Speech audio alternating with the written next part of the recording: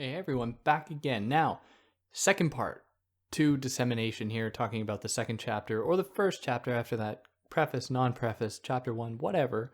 Now we're going to get into Plato's Pharmacy, probably the chapter most people are interested in. But before jumping into that, if you want to follow me anywhere than here, you can find me on Instagram at theory_and_philosophy, or on Twitter at David Guigno. If you're new here, welcome. Hi, I'm David. I try to explain philosophical texts and ideas in a way to make them accessible to you, so if you're new, like, share, subscribe. You can go check out however many videos I have up now, like 250 or something, which is a wild number. And I release videos once, maybe twice a week. So subscribe and you'll, subscribe. Sounded like Christopher Walken.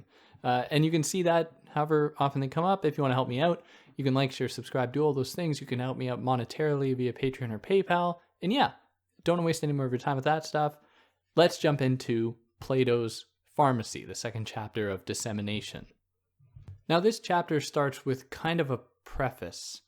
It's not called a preface. It's just something that comes before the rest of the text.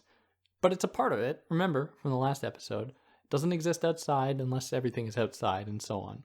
But this preface, if I would call it that, meditates on reading and writing, and the nature of reading and writing. So a text is that which exists by rules unknowable to a reader. So when you read something, we aren't always cognizant of the various tacit rules that underwrite a text. For example, and this is a silly example, let's say I saw a cat that happened to be rich, a black rich cat. And if I were to describe the cat, I would say the skinny, rich, black cat. And the order in which I describe those adjectives or use those adjectives is kind of important. Because if I said the black, rich, skinny cat, that doesn't seem right, which might be a silly example. Anyways, my point is that within language are rules that we don't always know. And these get compounded with writing as well, and with reading. That is, when we read something, we aren't always aware of all of these codes, of all these rules. But these rules are also unknowable to the writer. So it's not just the reader who's unaware of what's going on. The writer is also not going to be fully aware of what's going on because they just adopt language without necessarily learning it. I mean, when we're kids, we just learn language. We don't necessarily learn the rules of language. Maybe if you tried to learn a second language, you would actually sit down with the rules and learn how to, properly conjugate verbs and proper syntax and so on. Otherwise, we just kind of know it. And when we write, we just tacitly communicate that knowing, that knowledge, without our being aware of it, which is, I think it's true. Doesn't seem wrong to me. Now, the real tricky part here is his claim that reading and writing are very much similar operations. There isn't a writer without a reader. There isn't a reader without a writer. And when you read something, you aren't just standing as a neutral observer to a text. When you read something, those words are being inputted onto your mind. You look at words and those words have to go through your eyeballs, or if you if you are sightless, through your fingers, however you are reading, it goes into your brain, which you then understand in that way. So as a reader, you are kind of writing words onto your body, into your brain, onto your soul, maybe, who knows? And that demonstrates the extent to which there is or Derrida is playing with the distinction between reading and writing, or the position of, the reader or the writer. And to possibly understand these tacit rules that underwrite writing, that underwrite any kind of textuality, depends upon our diving into textuality, diving into this logic of writing, which is often illogical. That is, insofar as logic is that privileged idea that it would then be associated with the speech or the divine word of God, whatever. It demands us to jump into that, which doesn't necessarily promise that any fruitful conclusions will come from it. In fact, maybe the only thing that will be revealed, which can then after the fact be identified in its value, is the fact that even the person who tries to jump in to grapple with these hidden rules, these hidden terms, they themselves only come to terms with their own, or only learn about their own textuality, their own exteriority. And this is what Derrida kind of does with Plato's Phaedrus. So here we get, finally, after this kind of preface thing, into the Phaedrus. Now, the Phaedrus, out of Plato, is a dialogue between Socrates and Phaedrus, where they discuss love, among other things. And to put it really, this is the story in like 30 seconds. Socrates and Phaedrus go and leave the city and go stand like under a tree near, I think, like a little river, whatever. And Phaedrus, under his cloak, starts reciting to Socrates the words of Lysias out of one of his writings that explains love. And to many people, and then Socrates follows up with this with a story about how writing, using Egyptian mythology, how writing will mark the demise of memory and of knowledge, because people will rely, as Phaedrus does here, relying on this text. He loses the capacity to use his own mind, to use his own faculties of cognition. Now, commentators before Derrida have said pretty much, all in harmony with one another, or in unison, have said that this text is kind of juvenile and silly. All it is Plato condemning writing. Plato's just saying that writing sucks. It doesn't actually lead to truth. And they're quick to point out the irony that Plato wrote. So what does that say about his writing? Now, Derrida is a little bit more nuanced and a little bit more clever, in that he says that Plato is really defending writing in this text. And it's kind of a mysterious claim to make. But as we will go through this, and this is the point I think you really need to be attuned to as we go through this, Plato is, to some extent, defending writing here, not criticizing it in the way that some people have come to believe it. And some of the ways that people have been kind of made to believe that Plato is criticizing writing is with the translation of the term pharmakon, which can translate into either poison or cure. And I don't know if any skincare people are out there, you've probably come across the videos of James Welsh, who's a skincare YouTuber he's in London, somewhere in the UK. And he has this funny line when he's talking about skincare products, where he'll say that it's the dose that makes the poison. So talking about skincare products, some of them can be really bad if you use too much of it, but they can be quite good if you don't use too much of it. So in this case, I'm using this example to highlight that a remedy can be a poison if it is used incorrectly. Tylenol can be a poison if it is used too much. Same with like alcohol, whatever. It can have good effects or bad effects. So, and this is all like kind of preface to how Derrida is going to approach this here, but I think it's important to lay this out first so you have an idea of what's going on. Plato uses this term pharmakon to describe writing. Now, translators, depending on the context, have either translated that to being either a remedy or a poison, a cure or a poison. And this has obviously influenced readers being like, oh, Plato hates writing. Whereas Derrida shows, no, this term is a lot more ambiguous. And when Plato uses it, he's being a lot more ambiguous. Instead, Plato is really highlighting the intractability or the uncertainty or the impossibility of calling writing either a remedy or a poison. And the point that Derrida will take from that is that writing exists in both worlds. It is something that embodies both knowledge in this sense here and unknowledge, or truth and non-truth, presence and non-presence. It embodies all of these characteristics at once: remedy and poison, cure and poison. So as I go on here, I'm going to be repeating some of that, but I just want you to know that as we go forward. So in the Phaedrus actually says that, or equates writing with sophistry and with like speech writing, as being just like political tools, not actually moving towards truth. And Socrates' response, and Derrida takes this as evidence that Plato was much more ambiguous about his approach to writing, or his understanding of writing, belief about it.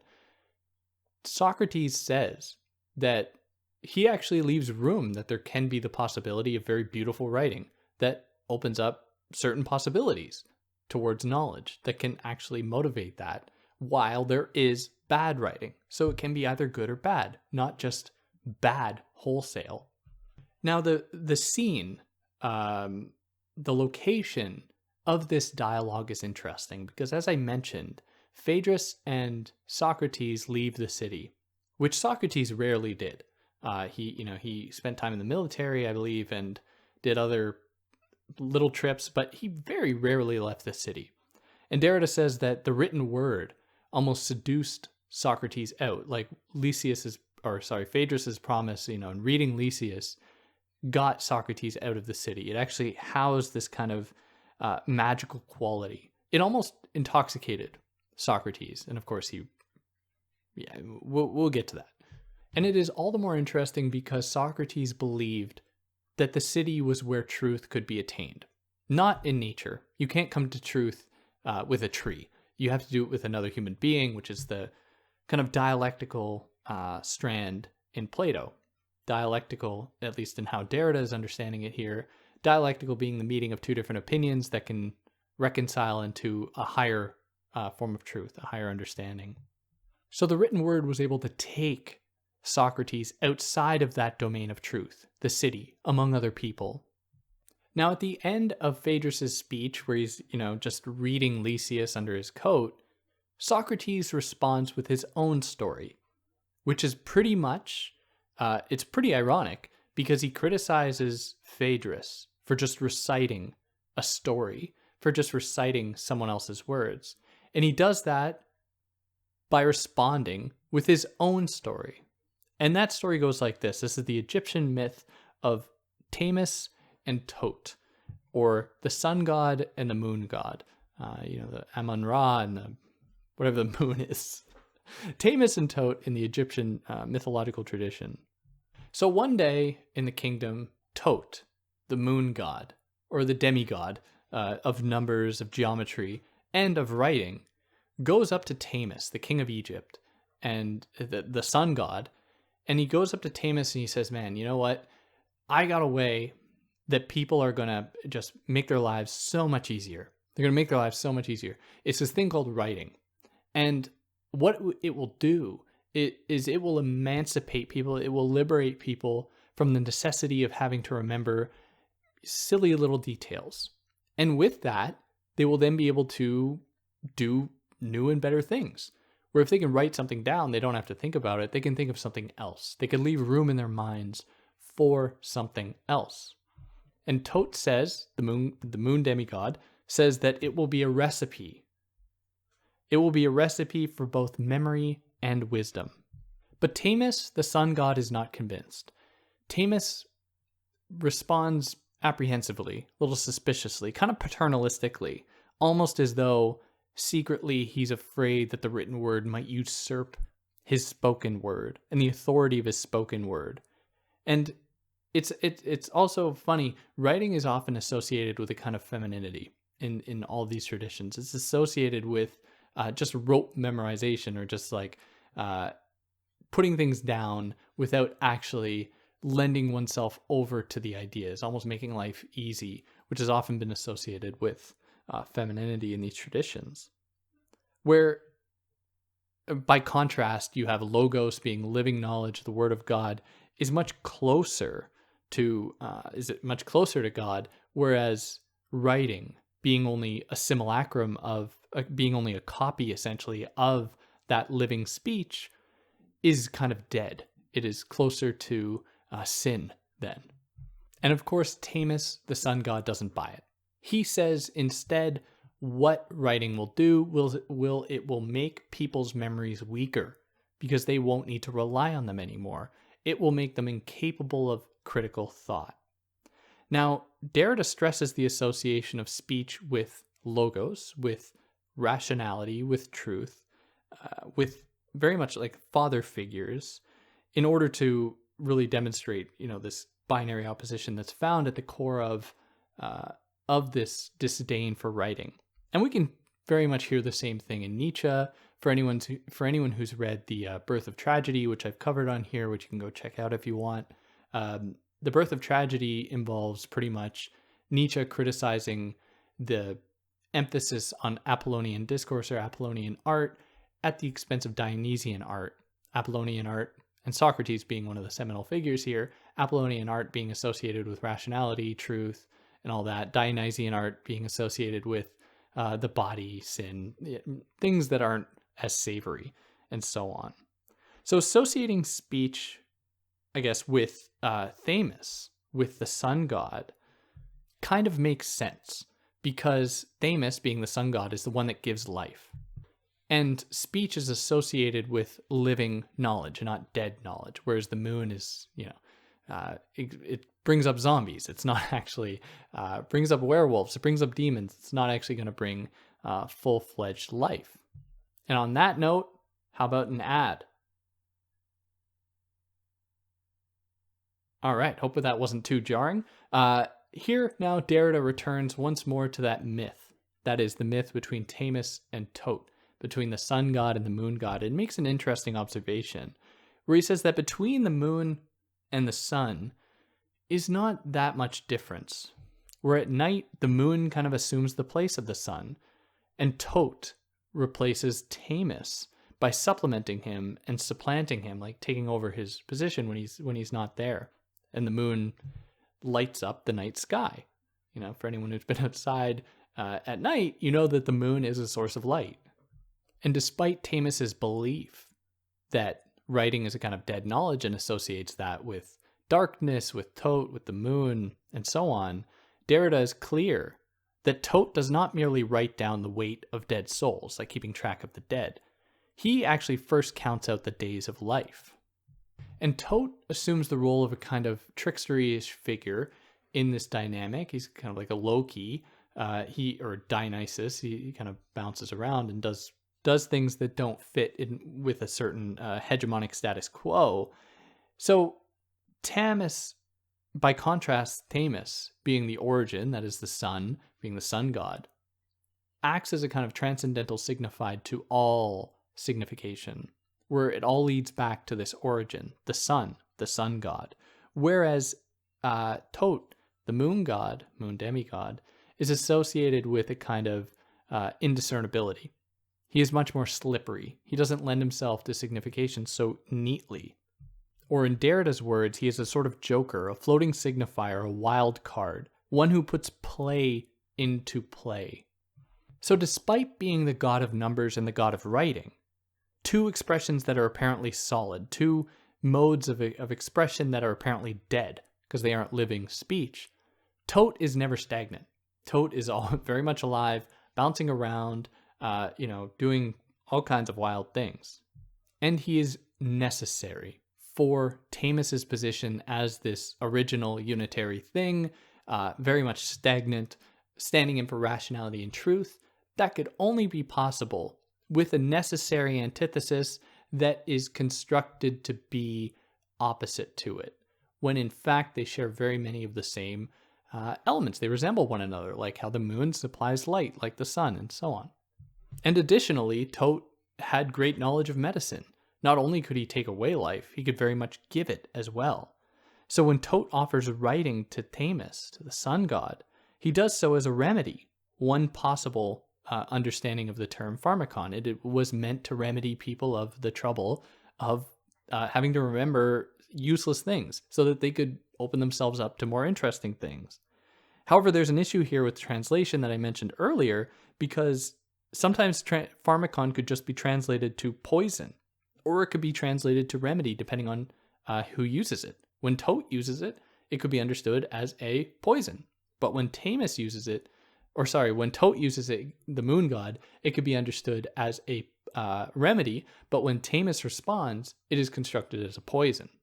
Now, in the original, the term pharmakon, it of course is then much more ambiguous when each of them use it. When Tote uses it and when Thamus uses it, because they're both describing an ambiguous thing, the pharmakon, that can be either good or bad. Very much the same like in English today with the term drug. A drug can be good or bad. Drug, like if a few thousand years from now, if someone was to translate random texts or from today, they might have a hard time with the term called drug, because it is used like on the news as a bad thing. Drugs are the drug crisis or whatever. But then in the case of like for the pharmaceutical industry, it's used as a good thing. Drugs are what is going to keep people alive or cure people. And so this problem could also present itself in the future. And the point is that the term oscillates between these two possible meanings. Now, in how Thamus does approach writing, of course, let's be clear, Thamus doesn't celebrate it, or else he would have welcomed it. It is framed not necessarily as being like evil, so to speak.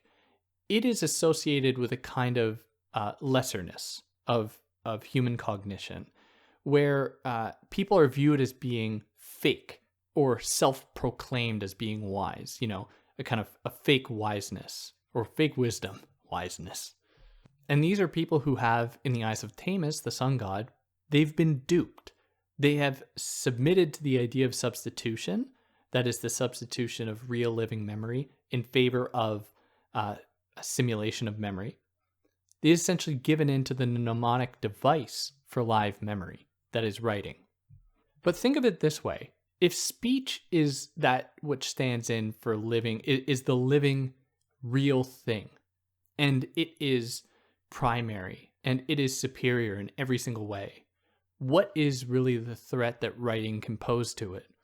If writing does pose a threat to it, maybe, just maybe, that reveals the extent to which speech is itself only a kind of a writing.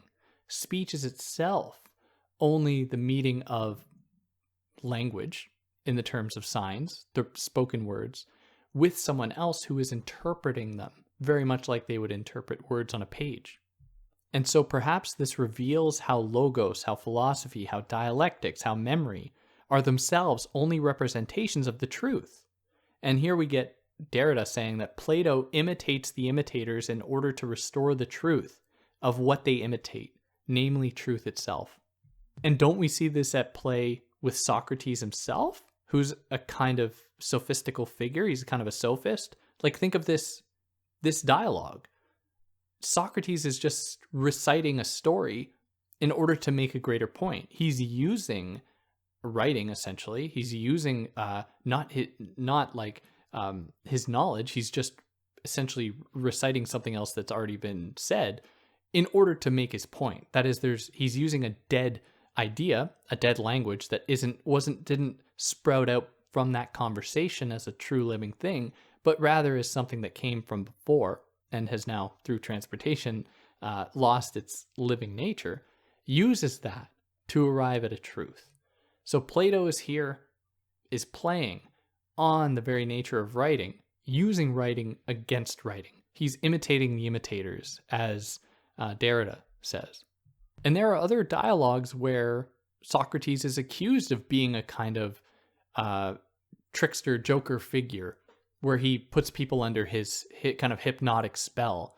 So there are moments when, and I think it's Meno, criticizes Socrates for this, because Socrates is using his words and not allowing people to actually respond or to leave room for a response.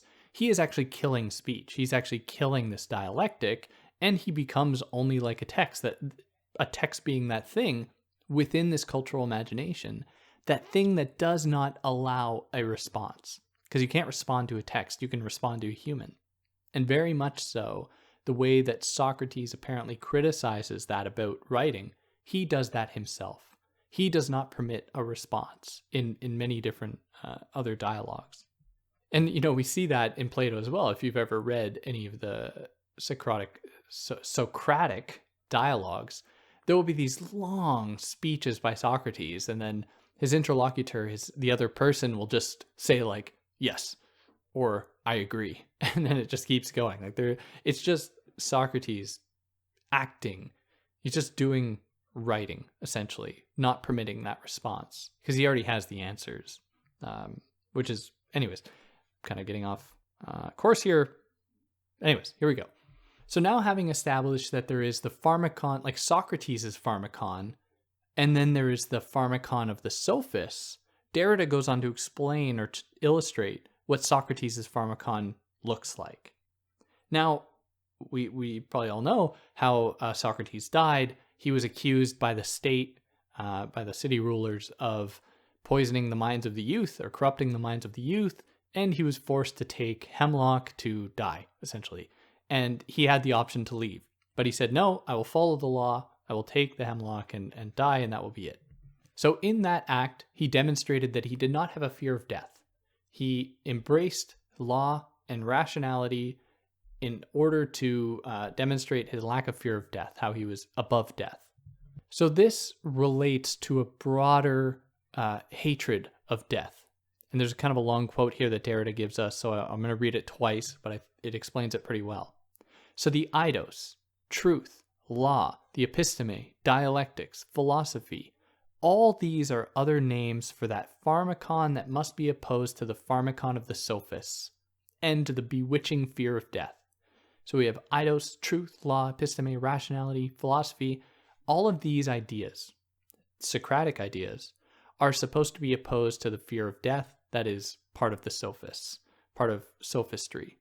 But interestingly, and in that Egyptian myth where Tote, the moon god, is associated with death, it seems as though it's Thamus who's the one who's scared of death. And when Socrates uses that myth, it seems as though he's scared of death, like he's scared of writing as being a sign of death. But anyways, that's neither here nor there. Or it is kind of here and there. It's an important point, not one Derrida makes. It's my point. Someone might find a hole with it. I'd be interested if you wanted to leave a comment about what you think about that. Anyways, so Socrates had no problem with hemlock then. He had no problem with ending his own life because that poison was a way into the contemplation of the eidos and the immortality to the soul. So the idea here, and this is why Socrates is described as being the father, of course, the father of philosophy, because he understood of the immortality of the soul and that death was only the extension of life. Life would only extend through death.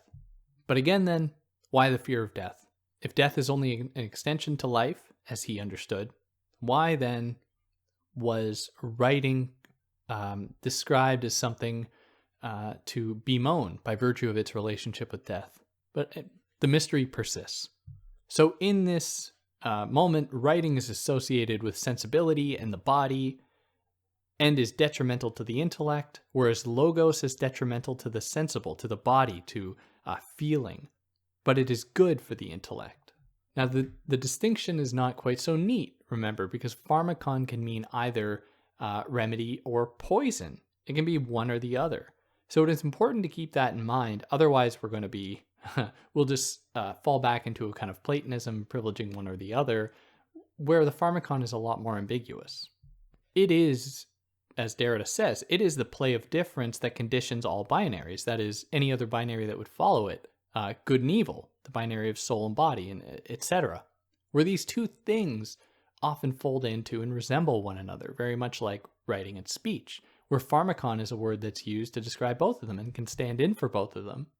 And they are dependent upon one another. The dominant term, in this case speech, never wants writing to go away, because if it did, then speech itself would go away or be revealed as just being another element of writing, being only writing itself, being only exteriority itself, being only textuality itself. And this is made clear, kind of fear of losing the other that is subordinate. This was very clear in Greece, where there were people who were called pharmakai. I don't know if that's how you actually pronounce it, but pharmakai, who were magician-like figures within the city squares, or within the cities. Now these figures, Plato doesn't really mention them at all, but they were people who were scapegoated if bad things befell the city. So they would be kind of willingly subordinated. And if, there was ever a drought or anything like that, the city would say, oh, it's because of them, let us now sacrifice them. But we have to keep some alive in order to keep a stock of sacrificial people around. And that is because they had to retain something of the negative of what they disdained in order to condition that very insidedness, the very essence of the inside that they could oppose to the outside of these magician-like figures who would be treated as scapegoats. And it's like how a vaccine works, how the classic vaccine works. You inject some of the thing that threatens you into your body so that you develop the tools to challenge it. So you're putting the negative within you in order to fight that negative. And isn't this, and this is why Derrida thinks it's kind of interesting, Plato never mentions these figures, but isn't this kind of what happened to Socrates? Socrates was a kind of magician-like figure, putting people to sleep with his insightful prose. He was one of these figures that was then used as a scapegoat for the corrupted minds of the youth.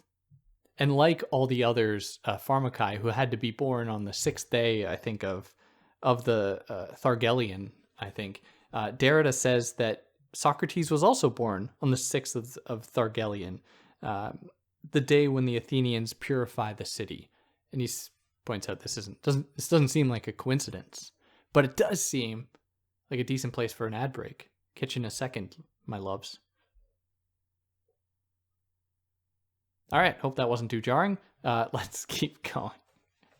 Hey, I gotta make money. I don't make any money. I'm poor. But anyways, tangent. The relationship between death and the pharmacon is interesting, because on the one hand, writing is like the death of memory, right? But on the other hand, death is a sign of truth, as I've already kind of laid out, where Socrates dies because he knows that it's all going to be good.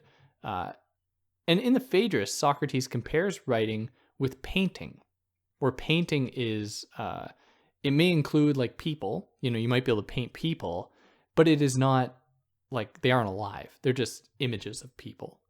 So both writing and painting represent a kind of deathness of people. So Plato looked a little bit more approvingly upon painting than writing, at least in how it is figured here, because it is very clearly a simulacrum. It is very clearly a representation. It's not trying to lead towards truth, whereas writing, can claim to contain truth. And it very much does contain truth. It's just hard to accept that fact when you're trying to proffer up speech as the dominant term.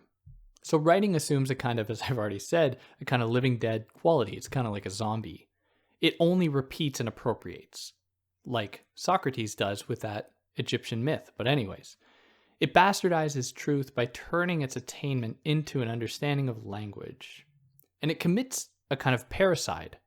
And what I mean by that is that it challenges speech, which is associated with the father. It's a very paternalistic thing, very much like Thamus, the sun god, was very paternalistic to Tote, the moon god, demigod.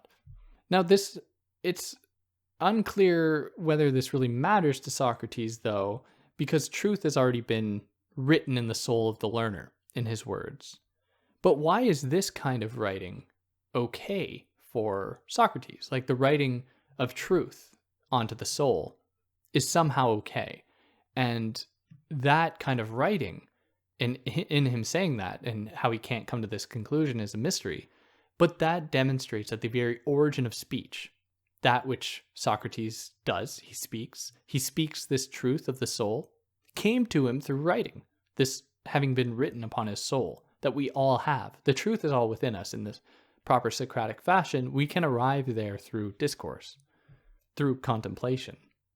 So it is revealed then that the Phaedrus isn't appreciating speech over writing.